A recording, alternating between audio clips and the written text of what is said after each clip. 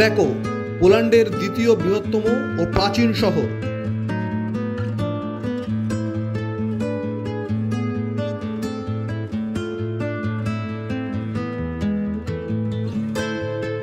শহরে ঢুকতে প্রথমেই নজরে আসবে সেন্ট ফ্লোরিয়ান গেট। 1400 শতকে তৈরি এই ফ্লোরিয়ান গেটের মধ্য দিয়ে প্রবেশ করতে হবে প্রাচীন ওল্ড টাউন স্কোয়ারে। এই ওল্ড টাউন স্কোয়ারের মুখ্য আকর্ষণ এই সেন্ট মেরিজ ক্যাথিড্রাল।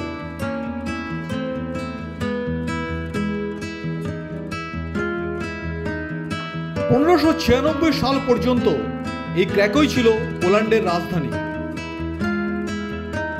সমগ্র পূর্ব ইউরোপে পোল্যান্ডের এই ক্র্যাকো শহর ওয়ার্ল্ড হেরিটেজ সাইটের অন্তর্ভুক্ত।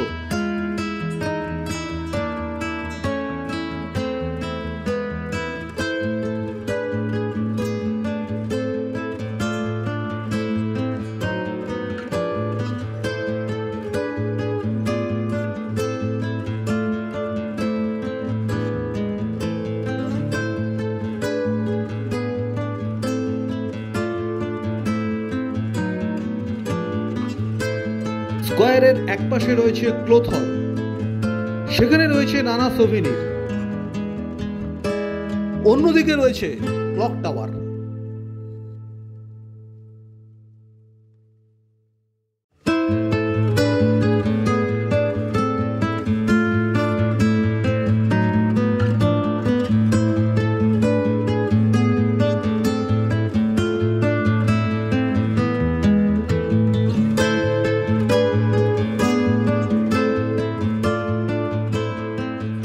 আমি এখন দাঁড়িয়ে আছি পোল্যান্ডের ক্র্যাকো শহরে। ক্র্যাকোর একটা হিস্টোরিক্যাল একটা গুরুত্ব আছে, কারণ পোল্যান্ডের ঠিক দক্ষিণে এই শহর এবং এই ক্র্যাকোতেই ইউরোপের সবচেয়ে বেশি ইহুদিরা ছিল। এখানে একটা জিউস কলোনিও আছে, সিনাগগও আছে। কিন্তু দ্বিতীয় বিশ্বযুদ্ধের সময় নাৎসি বাহিনী সেই প্রচুর পরিমাণে ইহুদিদের এবং প্রায় 1.5 লক্ষ ইহুদিকে অস্ট্রিচ কনসেন্ট্রেশন ক্যাম্পে বা গেটতে পাঠিয়ে তাদেরকে সেখানে হত্যা করে এবং এখানে ইহুদিদের সমস্ত রূপে তাদেরকে ধ্বংস করে দেয়। এখন একটা বিরাট ভূমিকা আছে। আমার পেছনেই ওয়েবেল ক্যাসেল এবং এটা হচ্ছে ভিস্টুলা নদী, তার সামনে আমি দাঁড়িয়ে আছি। চলুন আপনাদের ক্র্যাকো শহরটা দর্শন করেন।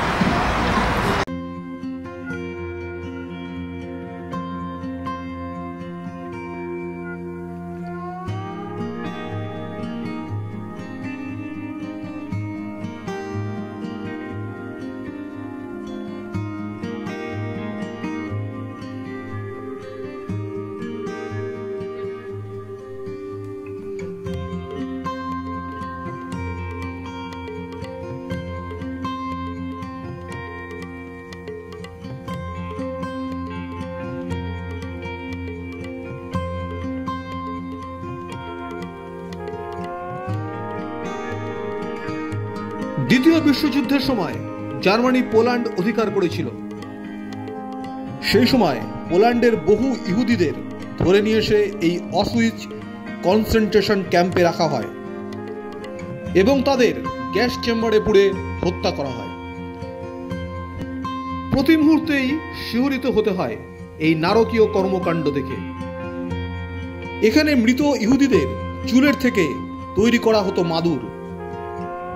এছাড়াও বহু নিদর্শন রয়েছে এই কনসেন্ট্রেশন ক্যাম্পে।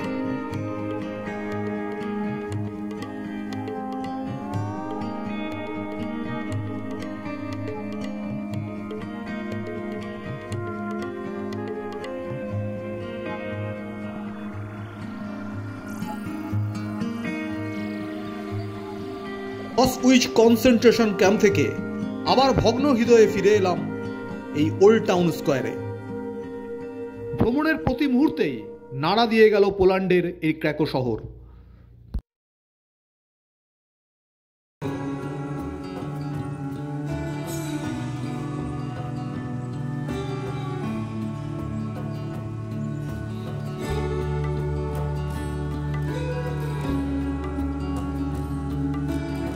চলে এলাম স্লোভাকিয়ার রাজধানী ব্রাতিস্লাভায়।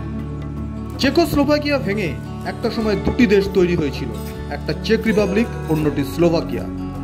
এই স্লোভাকিয়ার রাজধানী হলো ব্রাতিস্লাভা। আজ ব্রাতিস্লাভায়। ওল্ড টাউন স্কোয়ারের মাইকেল গেট, 1400 শতকে তৈরি এই মাইকেল গেটই ছিল শহরে ঢোকার মূল প্রবেশপথ।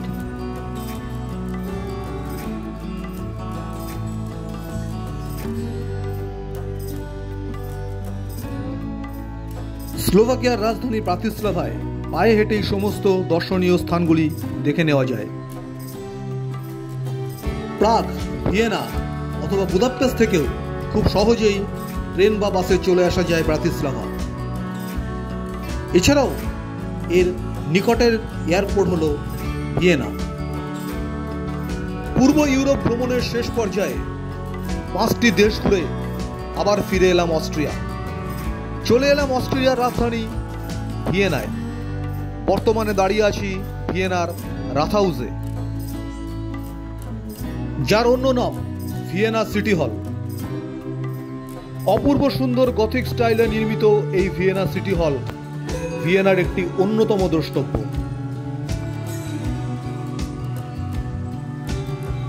মোট 14 দিনে পূর্ব ইউরোপের 6টি দেশ ঘুরে ফিরে এসেছিলাম নিজের দেশ ভারতে। আমার পূর্ব ইউরোপের এই 6টি দেশ ভ্রমণ আপনাদের সঙ্গে শেয়ার করে নিলাম। যদি ভালো লাগে অবশ্যই লাইক দেবেন, আর হ্যাঁ, কমেন্ট করতে ভুলবেন না। আর এই চ্যানেলে নতুন হলে সাবস্ক্রাইব করে সঙ্গে থাকবেন। দেখা হবে আবার পরের ভিডিওতে। তাহলে বন্ধু, চলি, সকলে ভালো থাকবেন।